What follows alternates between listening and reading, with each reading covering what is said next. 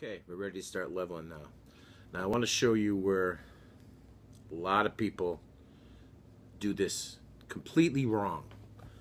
And when I did my first couple of guitars, I did it wrong also. This is a fret leveling beam that StewMax sells. It's about 9 or 10 inches long. This is what you don't want to use. You want to make sure that your fret leveling beam that you do use is at least as long as your entire fretboard.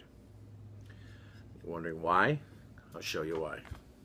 Bring this down here. Use something like this. You start at the end, right?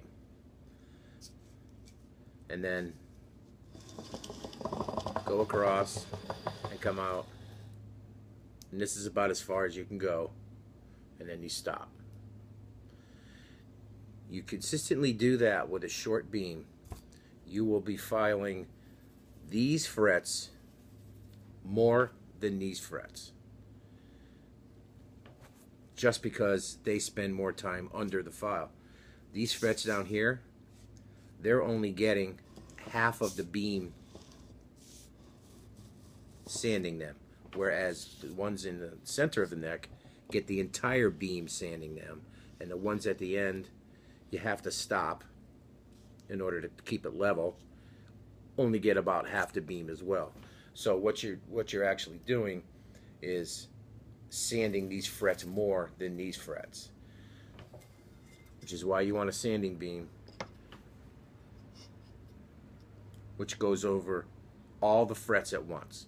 And you don't sand this way, because still what happens is the center frets are getting sanded with every stroke, and the frets on both ends are not. If you're going to use fret level like this, what you want to do, you can either go back and forth this way, which will sand them all at the same time, or go in an X pattern. So all the frets on the fretboard get sanded the same amount.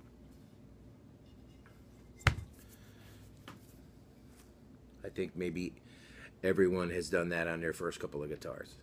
And you wonder why, after you set your nut and you set everything and you start playing it, and it plays really good all the way up until about here, and then everything starts fretting out. And that's the reason why.